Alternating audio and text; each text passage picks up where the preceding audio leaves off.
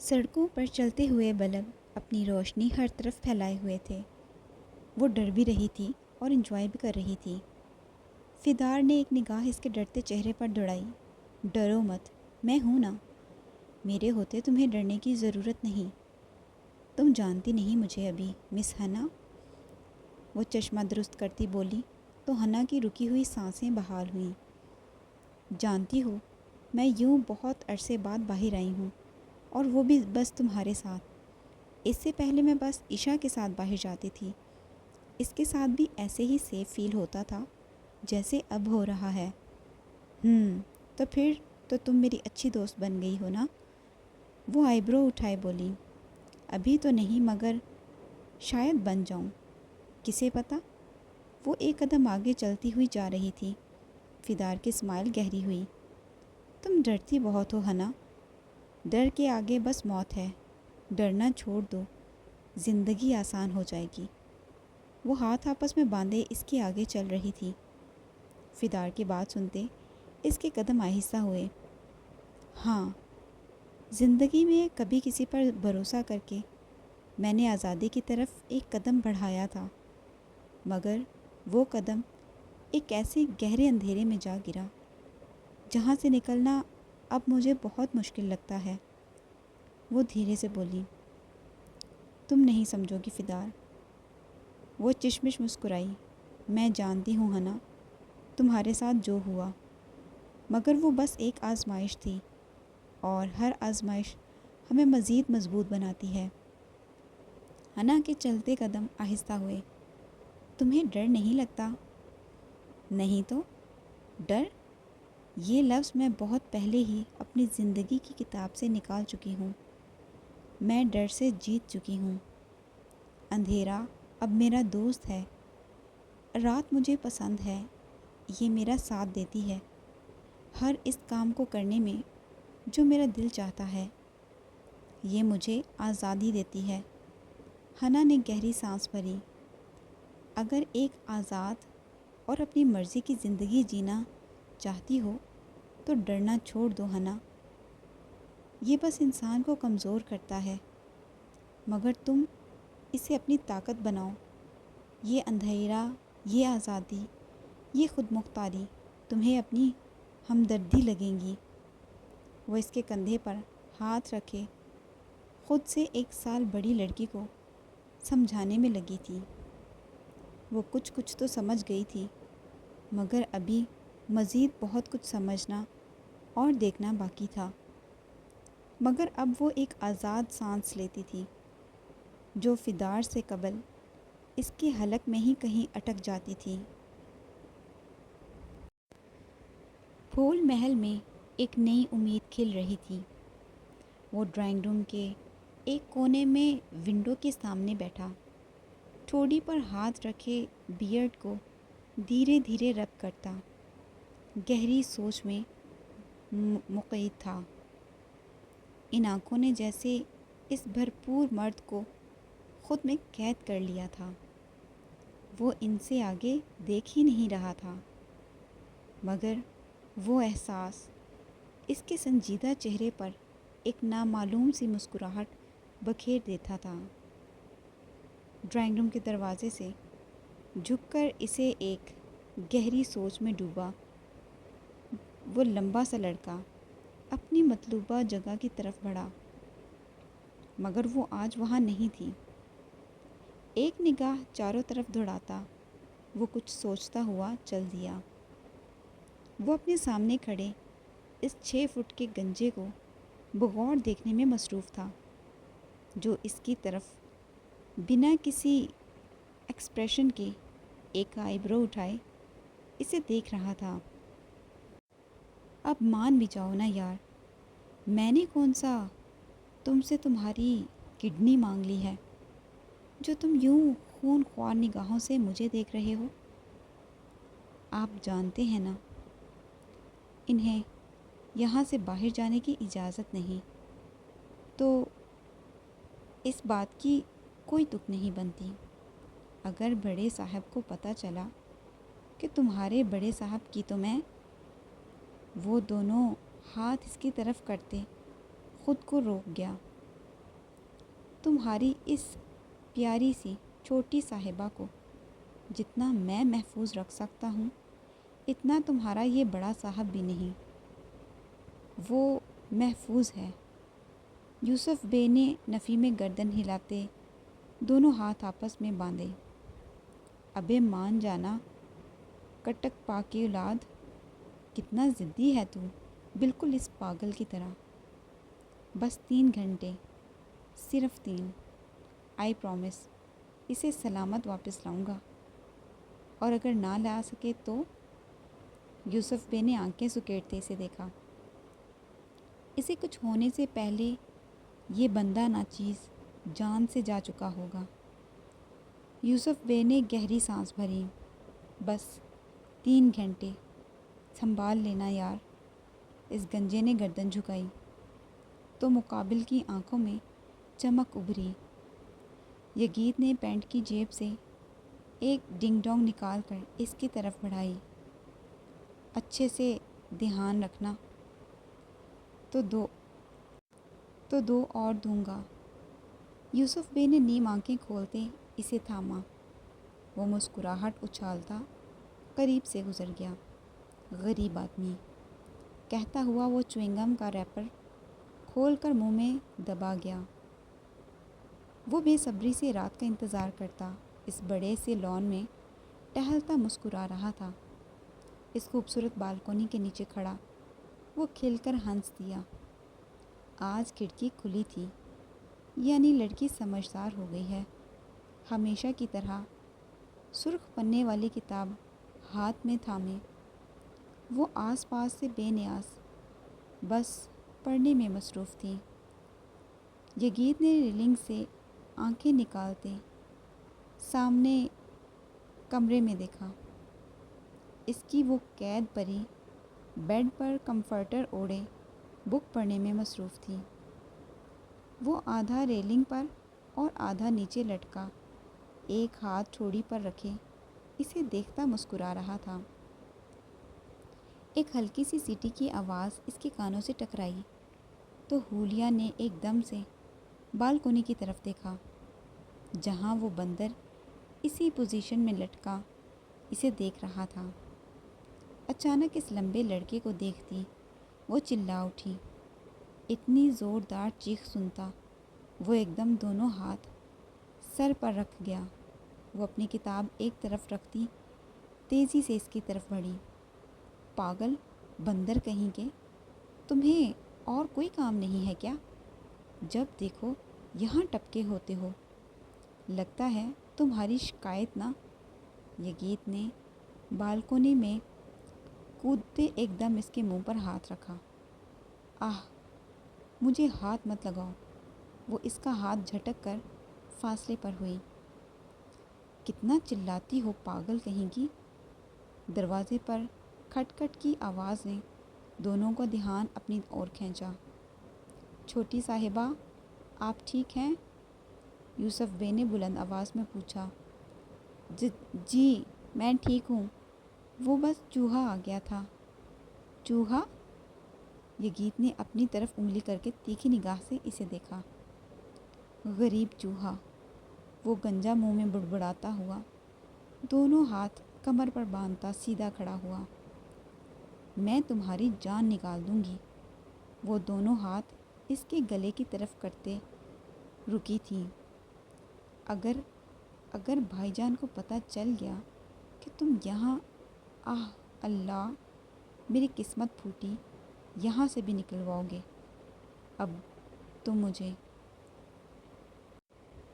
ارے چپ، شش۔ وہ منہ پر انگلی رکھے گہری نگاہ سے اسے دیکھ رہا تھا۔ یہاں کیا لینے آئے ہو؟ یہ بات اگر پیار سے پوچھ لو گی تو کیا زبان ٹوٹ جائے گی تمہاری جنگلی لڑکی؟ پیار سے؟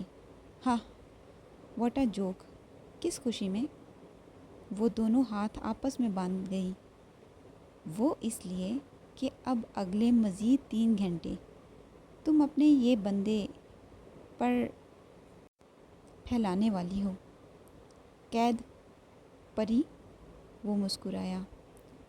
حولیہ نے سوالیہ نگاہ سے اسے دیکھا۔ کیا مطلب؟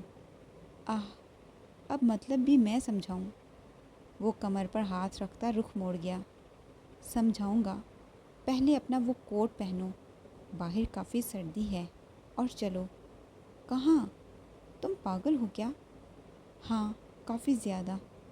وہ اس کا کوٹ پکڑے اس کے گرد پھیلا رہا تھا۔ ہولیا ایک جھٹکے سے اپنا کوٹ پکڑے اپنے گرد پھیلایا۔ بات سنو مسٹر ایپل، میں تمہاری کوئی بھی بات بھلا کیوں مانوں؟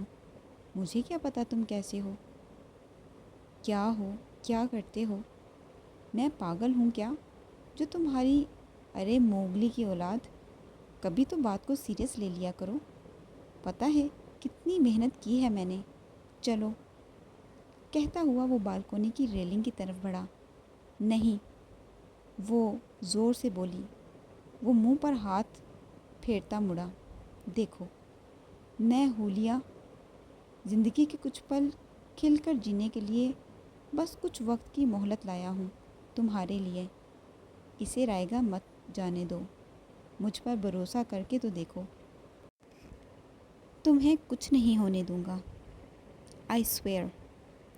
اپنی جان سے بھی زیادہ حفاظت کروں گا تمہاری، ٹرسٹ می۔ وہ ایک ہاتھ اس کی طرف بڑھائے کھڑا تھا۔ ہولیا نے ایک نگاہ اس کے ہاتھ کی طرف اور ایک اس کی گہری آنکھوں کی طرف بڑھائی۔ مگر بھائی جان، ارے یار، وہ ہٹلر کہاں سے آ گیا یہاں؟ تم ہو اور میں اور کھلی فضا، اور تمہاری مرضی، جہاں تم کہو گی۔ بس کچھ پل ہیں، انہیں جی لو، جانے مت دو۔ وہ ہاتھوں کو آپس میں الجھا رہی تھی۔ یوسف بے، وہ دھیرے سے بولی، آہ، اسے ایک ڈنگ ڈونگ دے کر پٹا لیا ہے میں نے، وہ دھیان رکھے گا۔ چلو اب۔ وہ دھیرے دھیرے منہ چلاتی، کبھی اسے تو کبھی دروازے کو دیکھتے، ایک قدم آگے بڑھی۔ اور میں یہاں سے نیچے کیسے جاؤں گی؟ اتنا تو دماغ ہے نا تم میں کہ میں کود نہیں سکتی؟ ذرا اپنی یہ سوان جیسی آنکھیں کام میں لاؤ لڑکی۔ بیگی نے سر ہلاتے نیچے اشارہ کیا۔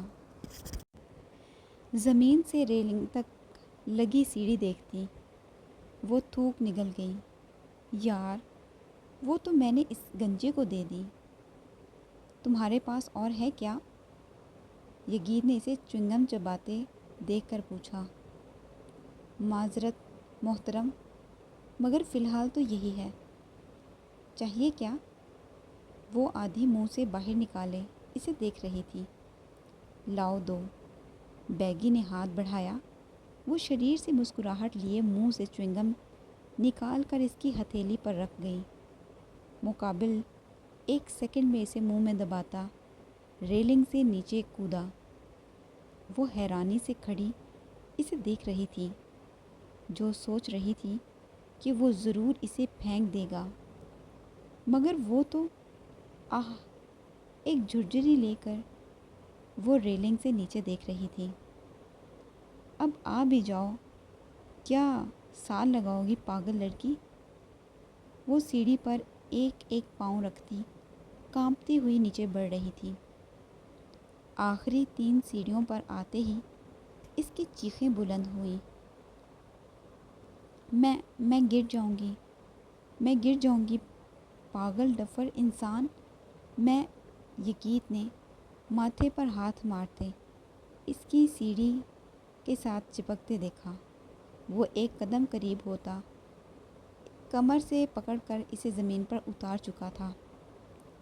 ہولیا نے ایک جھٹکے سے اسے خود سے دور کیا۔ بیگی نے خود پر ضبط کرتے اسے اپنے پیچھے آنے کا اشارہ کیا۔ وہ ایک نگاہ چاروں طرف دوڑاتی دھیرے دھیرے اس کے پیچھے چل دی۔ بیک گیٹ پر آتے ہی وہاں لگا ایک بڑا سا تالا دیکھ کر ہولیا نے اس کی پشت پر زوردار مکہ جڑ دیا۔ ایڈیٹ، اب یہ کیا تمہارے فرشتے کھولیں گے آ کر؟ بڑے ہاتھ چلتے ہیں تمہارے، جنگلی لڑکی۔ تمہیں کیا لگتا ہے بنا بندوبست کر کے آیا ہوں؟ اتنا کچھ سمجھتی ہو مجھے؟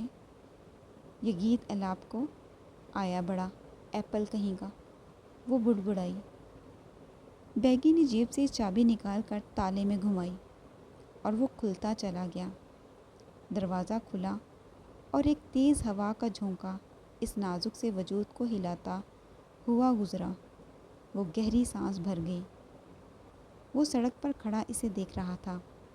اب کیا بگی لاؤں مہارانی کے لیے؟ آئیے اپنے قدم مبارک میرے ہاتھوں پر رکھ دیجئے، فی الحال موجود نہیں ہے وہ طنزیہ نگاہ سے دیکھتا بولا، بڑی زبان چلتی ہے تمہاری قسم سے۔ وہ جھک کر دروازے سے ادھر ادھر دیکھتی سڑک پر آئی۔ وہ سڑک پر کھڑی واپس سے اپنے کمرے کی بالکونی کی طرف دیکھ رہی تھی۔ وہاں کھڑے وہ ہمیشہ سوچتی تھی کہ کیا میں کبھی اس سڑک پر جا سکوں گی، اور آج وہ وہاں کھڑی عجیب محسوس کر رہی تھی۔ یہ گیت نے ایک دم اس کی کلائی تھامی اور اپنے قدم تیز کر دیے۔ وہ حیرانی سے اس کی پشت پر نظریں جمائے اسے دیکھتی کونے کی طرف مڑی اور ایک جھٹکے سے اس سے اپنی کلائی آزاد کرواتی فاصلے پر ہوئی۔ میری ایک بات سن لو مسٹر ایپل، مجھ سے 3 فٹ کے فاصلے پر رہو اور دوبارہ مجھے چھونا مت، سمجھے؟ تمہارے 3 فٹ کی تو میں، وہ اس کی گردن کی طرف ہاتھ کرتا رکا۔ اچھا میری ماں، اب چلو، مجھے ڈر لگ رہا ہے، میں کبھی اس طرح باہر۔ وہ کونے میں کھڑی آس پاس دیکھتی تیز تیز بولی، ارے پاگل خاتون، ریلیکس، جسٹ فیل اٹ اور انجوائے کرو، میں ہوں نا تمہارے ساتھ۔ بس اپنے یہ پر پھیلاؤ اور مڑ جاؤ اس طرف جہاں تم چاہتی ہو۔ یہ دنیا آج تمہارے ہاتھوں میں ہے۔ اپنی یہ خوبصورت آنکھیں کھولو، باہیں پھیلاؤ اور محسوس کرو۔ وہ قریب ہوتا دھیرے سے بولا۔ وہ پاگل سی لڑکی اپنے وجود میں ایک کپ کپاہٹ سی محسوس کرتی، ایک گہری سانس بھرتی، اس سے ایک قدم آگے چل دی۔ وہ چلتی جا رہی تھی، دھیرے دھیرے چلتی۔ وہ مسکرائی۔ وہ سڑک، وہ جگمگاتی روشنیاں، وہ دکانیں، دکانوں میں لوگوں کی بھیڑ، سڑکوں پر چلتے بے نیاز اور آزاد لوگ، وہ کسی کونے سے آتی میوزک کی آواز، سڑکوں پر لگے ٹھیلوں پر بنتے رنگ برنگے کھانے۔ وہ دھیرے دھیرے چلتی، اپنے قدم تیز کر گئی۔ وہ کھل کر ہنسی۔ اس کھلی سڑکوں پر ڈھیروں لوگوں کے بیچوں بیچ کھڑی، وہ دونوں باہیں پھیلائے آسمان کی اور دیکھتی کھل کر ہنسی۔ اس سے کچھ ہی فاصلے پر کھڑے اس لمبے سے پیارے لڑکے نے ایک بھرپور نگاہ سے اسے دیکھا۔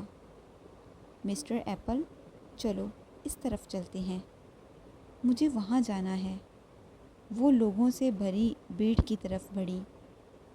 وہ پینٹ کی جیبوں میں ہاتھ ڈالے اس کے پیچھے پیچھے چلتا، اسے خوش دیکھ کر خوش ہو رہا تھا۔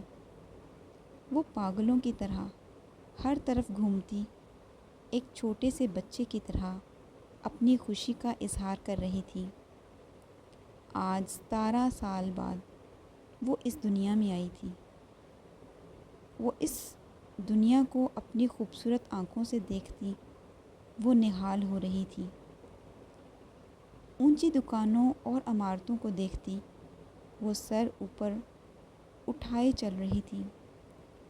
اس کے ہمراہ چلتی چلتی وہ ایک شاپ کے باہر سے گزری، جہاں سے آتی آواز پر وہ بے اختیار ہی اندر داخل ہوئی۔ بیگی اس کے پیچھے اس شاپ میں داخل ہوا۔ السلام علیکم برخوردار، ایک خوبرو آدمی نے سلام کیا۔ یہ گیت نے اسے مسکراتے ہوئے دیکھا۔ وعلیکم السلام، انکل آپ پاکستانی ہیں؟ کیا؟ وہ اس کے قریب کھڑی پوچھ رہی تھی۔ ہاں بیٹی، پاکستان زندہ باد، وہ ہاتھ ہوا میں بلند کرتا بولا۔ آہ، میں بھی وہیں سے ہوں، وہ چہک کر بولی۔ اچھا، تم کہاں سے ہو بیٹی؟ میں لاہور سے ہوں چاچا، مگر بہت عرصہ پہلے یہاں آ گئی تھی۔ آہ، لاہور، خوبصورت شہر، خوش و سلامت رہو۔ آپ کہاں سے ہیں؟ میں کراچی سے ہوں بیٹی۔ آہ، کراچی روشنیوں کا شہر، وہ مسکرائی۔ وہ دونوں ہاتھ اس کے سر پر رکھتا خوش ہوا۔ انکل، کیا میں اس گانے کی آواز بلند کر سکتی ہوں؟